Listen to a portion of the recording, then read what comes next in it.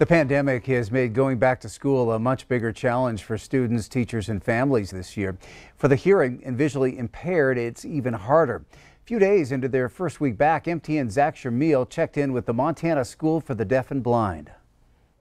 The school year has officially started here in Montana. It's one bound for the history books. Teachers across the state tackling the challenges of in-person learning during a pandemic. The pandemic has created all sorts of challenges for schools here in Great Falls, but none of those challenges are felt greater than here at the Montana School for the Deaf and Blind. Rely on using lip reading, and with that mask, it just intervenes with that. Masks, they're not just a barrier for the virus, but for the hearing impaired, for communication as well.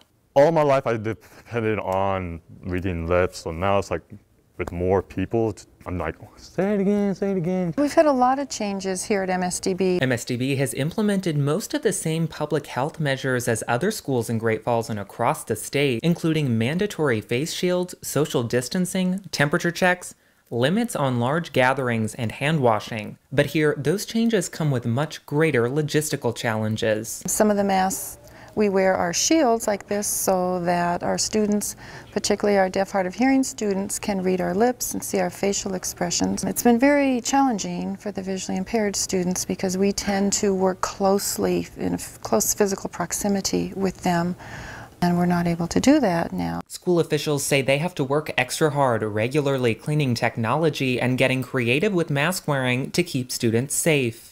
MSDB is the only school of its kind in the state attracting students and family from across the Northwest. It's a one-of-a-kind learning experience that completely changed when the school had to transition to online learning. It was definitely a challenge and a pretty steep learning curve. I am totally happy to be back because of the interaction with people. Despite the extra challenges, overwhelmingly students and staff here at MSDB happy to be back and eager to start the new year ahead.